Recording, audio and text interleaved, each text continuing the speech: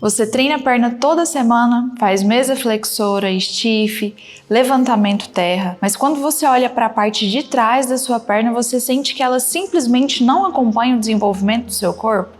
Então esse vídeo é para você. Hoje eu vou mostrar os 5 erros que impedem o desenvolvimento do seu posterior de coxa. Além disso, eu vou te explicar como esse músculo funciona, quais são os melhores exercícios para estimular essa região, a quantidade de vezes na semana que você precisa treinar e, fora da academia, o que você precisa fazer para que esse músculo cresça de verdade. Então fica comigo aqui até o final, porque esse vídeo pode mudar completamente a forma como você treina os posteriores. Para quem ainda não me conhece, eu sou Isabela Duarte, personal trainer, e aqui no canal eu compartilho dicas de treinamento e hipertrofia. E eu sempre faço um combinado aqui com os meus inscritos. Quem já tá aqui no canal vai deixar o like, porque sabe que eu entrego conteúdo de valor. Agora, se você ainda não é inscrito, você vai continuar aqui nesse vídeo. Em algum momento eu tenho certeza que eu vou te entregar um conteúdo de valor. Aí sim você vai fazer parte dessa comunidade, se inscrever no canal e deixar o seu like nesse vídeo. Então, bora começar. Antes de falarmos sobre os erros, precisamos entender rapidamente o que é o nosso posterior de coxa. Muita gente acha que o posterior de coxa é formado por apenas um músculo, mas na verdade ele é formado por 3 músculos diferentes: bíceps femoral, semimembranoso e semitendinoso. Juntos eles são responsáveis por principalmente 2 funções. A primeira delas é a flexão de joelho, que é onde a gente faz a cadeira flexora e a mesa flexora. E a segunda, talvez seja a principal função para a hipertrofia, é a extensão do nosso quadril. E é onde a gente faz isso? No stiff, levantamento terra romeno, todos os movimentos que acontecem essa dobra aqui do nosso quadril. Mesmo sem perceber, a gente usa essa musculatura o tempo todo para caminhar, para correr, para levantar de uma cadeira, para subir escada ou até mesmo para pegar alguma coisa no chão. Então assim, é uma musculatura extremamente importante para o desempenho e também para prevenção de lesões. E além da função, existe também a parte estética, porque um posterior de coxa mais desenvolvido vai deixar a sua coxa com um tamanho maior, fica mais bonito visto de lado também, né? Aquele corte aqui no meio da sua coxa. Não dá para você só treinar quadríceps, ter a parte da frente maior e aquele posterior reto.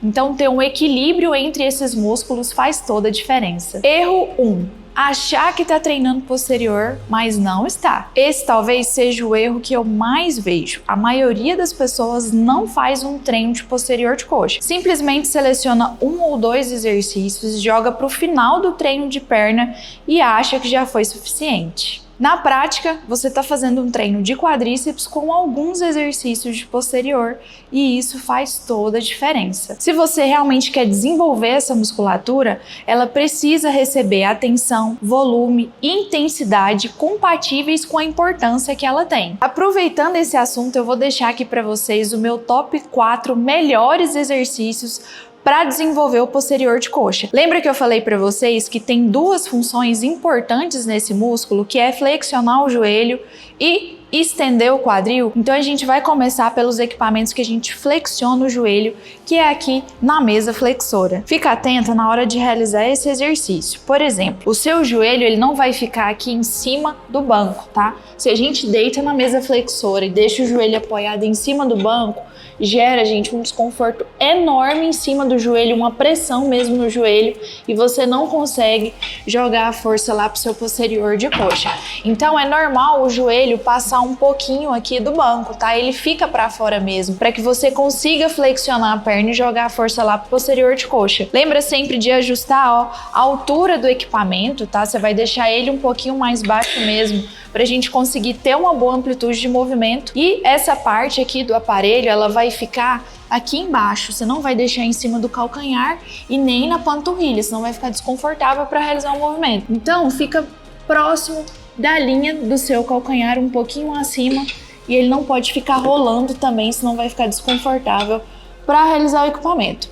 Na hora de fazer a mesa flexora aqui, não deixe o seu pé muito fechado. Eu vejo muita gente fazendo assim, ó, com os pés todos juntinhos. Deixa eles na largura do seu quadril e a pontinha do seu pé não vai ficar murcha, caída.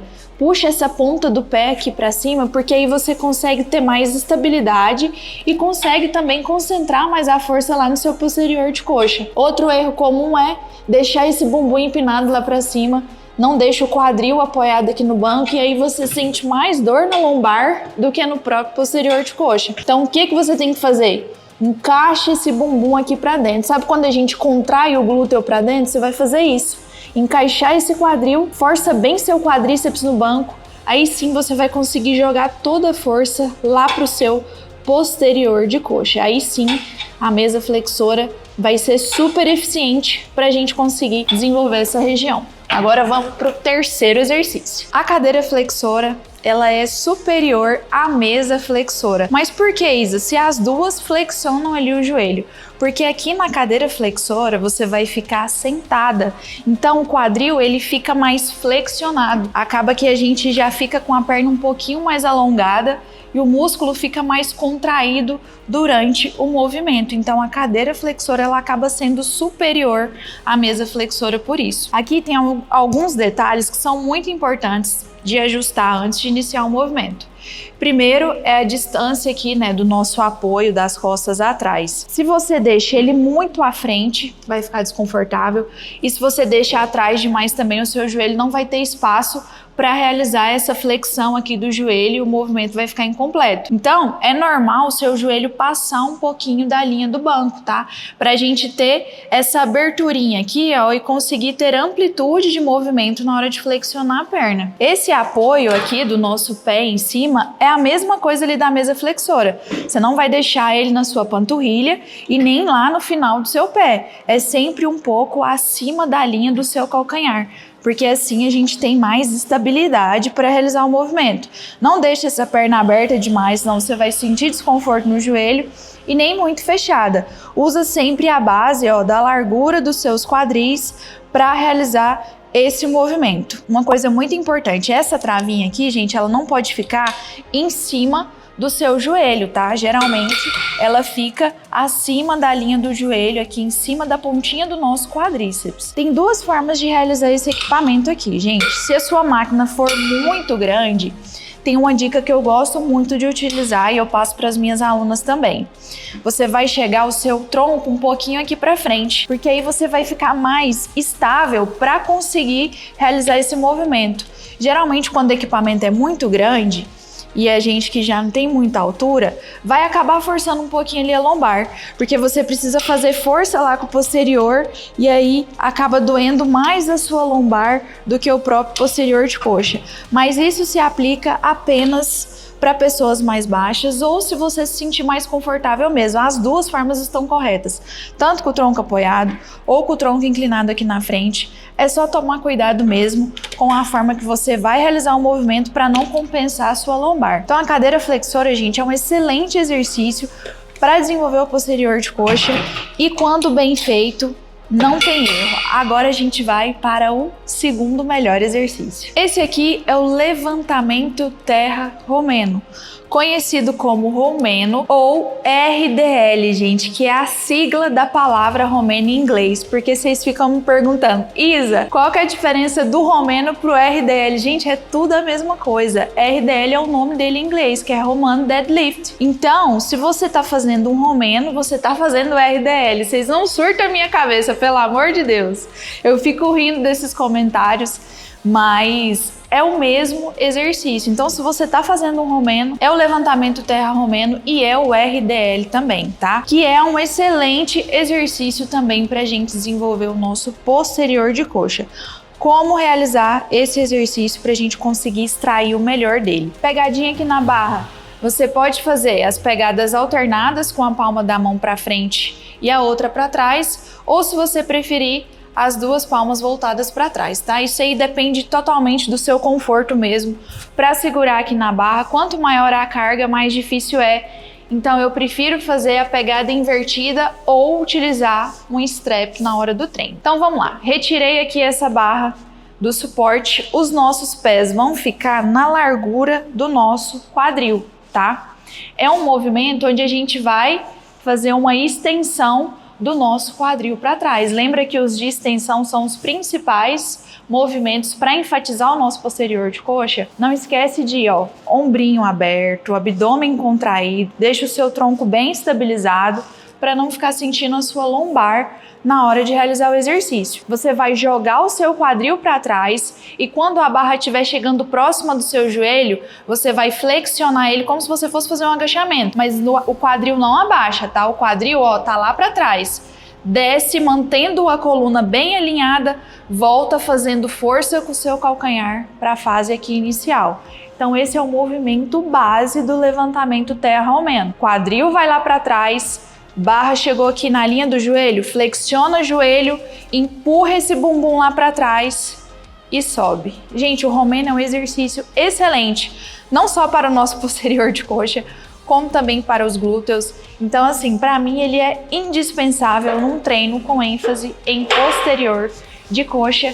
E agora a gente vai para o nosso top 1 exercício para o posterior de coxa. E o top 1 exercício é o stiff. Gente, o stiff ele é o protagonista da história quando a gente fala de posteriores de coxa, porque ele tem aquela função que eu expliquei para vocês, que é a extensão de quadril. E o melhor, a gente está com sobrecarga durante o momento em que o músculo está alongado. Isso é perfeito para nossa hipertrofia muscular. É um exercício que está sempre presente nos meus treinos, seja com a barra, no Smith, com halter, variação unilateral. Todo treino com ênfase em posterior, ele está sempre ali entre os primeiros exercícios para o nosso posterior de coxa. Como executar ele da forma correta? Você vai retirar essa barra aqui, pode fazer com a palma da mão voltada para trás, tá? Ou uma para frente, a outra para trás, igual eu ensinei para vocês no romeno. Os pés ficam na largura do nosso quadril, não deixa essa base muito aberta, tá? Sempre na largura aqui do nosso quadril. Você vai deixar o seu joelho levemente flexionado, mas fique atenta que ele não vai ficar flexionando durante o movimento, ele não mexe mais. Deixa o tronco bem estabilizado, peitoral aberto. O movimento principal aqui, vai ser do nosso quadril. Então, empina esse bumbum lá para trás, desce o máximo que você conseguir e volta. Essa questão aqui, gente, da amplitude de movimento é um fator muito importante, porque nem todas as pessoas vão conseguir descer igual eu desço aqui. Eu já fui bailarina, então eu consigo descer o máximo possível até as anilhas encostar no chão, sem sentir desconforto na lombar ou no quadril. Agora, se você tem algum tipo de encurtamento no seu quadril, né, ou então sente muita dor na lombar, não é uma regra você ter que descer até lá embaixo. Para algumas pessoas, a amplitude de movimento dela vai ser aqui, abaixo da linha do joelho.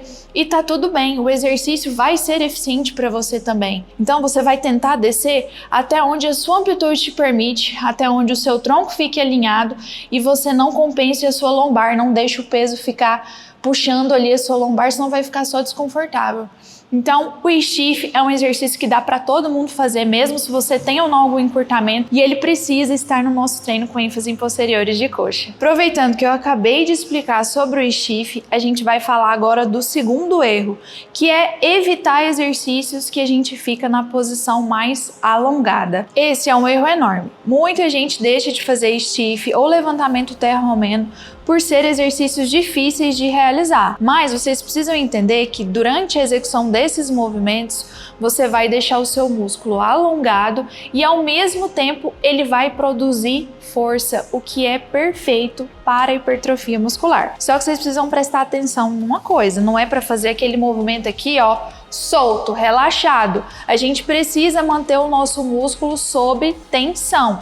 Então você vai controlar essa descida e vai controlar a volta também. É isso que mantém o músculo sob tensão. Não dá para realizar um movimento solto, relaxado, fazendo de forma rápida. Então tenta controlar bem, desce devagar, porque aí sim a gente mantém o músculo alongado e faz força durante o movimento.